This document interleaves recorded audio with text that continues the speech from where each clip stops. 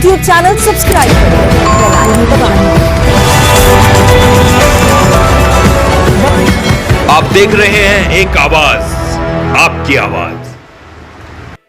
कि बैरिस्टर साहब चाहे नाई दसल हो, इरफान सोलंकी हो, तहस नहस कर दिया जाता है। एक हमारे बड़े भाईजान वो सिर्फ कयादत चाहते हैं, तो बैरिस्टर साहब का नुमाइंदा तब कहाँ चला जाता है। ठाकुर और गुर्जर आमने सामने। मौजूदा मंत्री को पता है उनकी तो वोट भी नहीं चाहिए। आने वाली नस्ल को सदारत दिलाई है।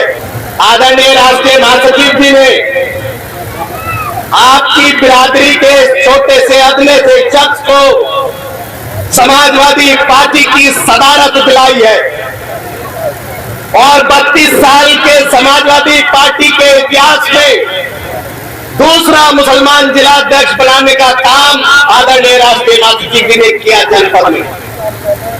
और जब मुस्लिम जिला अध्यक्ष चुनने की बात आई तो रांगड़ों को मौका मिला। ये ध्यान रखने वाली बात है। दूसरी बात कहना चाहता हूं आपसे, अभी बहुत सारे लोग पीछे ये कह रहे थे कि हम पिछड़े हुए हैं, हमारे पास नालियां, सड़क, पुल और स्कूल नहीं है। हम मानते हैं कि हमारे क्षेत्रों में, हमारे बिरादरी के इलाकों में हम पिछड़े हैं, लेकिन एक बात ध्यान रखिए, हमारे बुजुर्ग यहाँ बैठे हैं। अगर आप आने वाली पीढ़ी को तालीम याफ्ता नहीं करोगे और सारी चीजें सरकारों से और राजनीति से मांगते रहोगे तो पीछे ही रहोगे। आने वाली नस्ल को तालीम दिलाओ। या चौधरी अगर यहाँ तक पहुंचा है तो मेरे परिवार ने मुझे तालीम दिलाई, तब मैं आज सदर बनने में समाजवादी पार्टी का कामयाब हुआ। रोने से बेहतर है अपने मुस्तकबिल की तारीख लिखना सीखो। आपके बीच में एक वो मजबूत शख्सियत हरेंद्र मलिक जी, अभी बात हो रही थी कि वो चुनाव पार्टी उन्हें चुनाव लड़ाएगी या नहीं लड़ाएगी। मैं आदरणीय राष्ट्रीय अध्यक्ष अखिलेश यादव जी का संदेश आप लोगों के बीच रखना चाहता हूं। अभी 6 दिन पहले हम लखनऊ में थे, बैठक में था, उन्होंने स्पष्ट कहा है कि मुजफ्फरनगर से हरेंद्र मलिक जी समाजवादी पार्टी के गठबंधन के प्रत्याशी होंगे। तो कहीं चुनाव लड़ने में, टिकट में कहीं कोई दिक्कत, कोई ऊपर नीचे वाली बात नहीं है। आदरणीय राष्ट्रीय अध्यक्ष जी हरेंद्र मलिक जी को सांसद बनाना चाहते हैं आप लोगों के प्यार और दुआओं के साथ। आप सब लोग ने हमेशा समाजवादी पार्टी का साथ दिया है। कुछ दिनों से बुढ़ाना के, खासकर हमारी बिरादरी के क्षेत्रों में मौजूदा मंत्री का दौरा हो रहा है।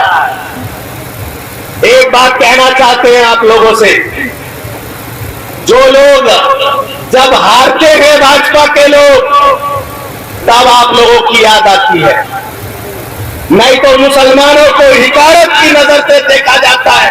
उनकी तो वोट भी नहीं चाहिए भाजपा को, तो वो दौरे किस लिए हो रहे हैं? वो दौरा आप लोगों के बीच में सिर्फ और सिर्फ हरेंद्र मलिक के मैदान में आ जाने से हो रहे हैं।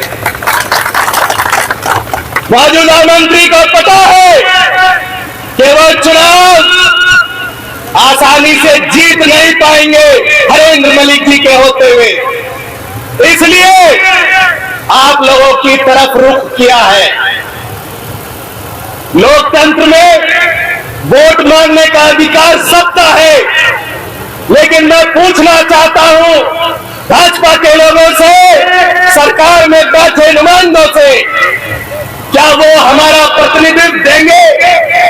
क्या पूरे हिंदुस्तान के निजाम में एक भी मुसलमान मिनिस्टर है दिल्ली में?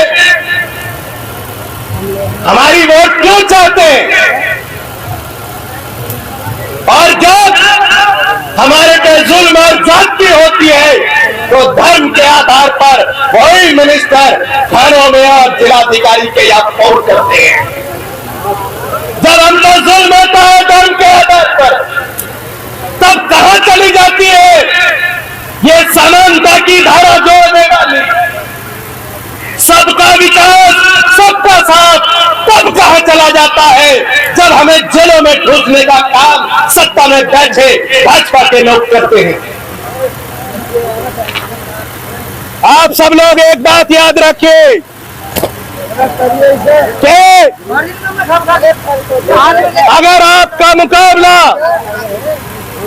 एक ऐसी जहनियत के साथ है मुल्क में जो आपके आने वाली नस्लों को मुल्क से नेस्ता नाबूद करना चाहती है, वो हमें मुख्य धारा से निकालकर आखिरी पंक्ति में खड़ा न करना चाहते हैं। जब हमारी तालीम की बात होती है तो आजम खान साहब की यूनिवर्सिटी को तहस नहस कर दिया जाता है। जो हमें तालीम की बात करना चाहता है, जो हमें आगे बढ़ाने की बात करना चाहता है, उन सब नेताओं को, चाहे नाहिद हसन हो, चाहे कानपुर से इरफान सोलंकी हो, चाहे आजम खान हो, उन्हें जेलों में ठूस दिया जाता है। लोकतंत्र के अंदर 5 साल में एक दिन आता है गरीबों का, मजलूमों का और मुसलमानों का, अक़लियत के लोगों का, शोषित लोगों का, कि वो सरकार को जवाब दे सके। और अगर उस दिन आप तकसीम होने की बात करते हैं, मैंने कहा लोकतंत्र में सबको चुनाव लड़ने का अधिकार, एक हमारे बड़े भाईजान बहुत देश के दूसरे कोने से आकर एक अच्छी तकरीर करते हैं, चुनाव लड़ते हैं, उनके नुमाइंदे, चुनाव लड़ने का अधिकार है उन्हें, कोई दिक्कत नहीं, वो भी हमारे भाई हैं।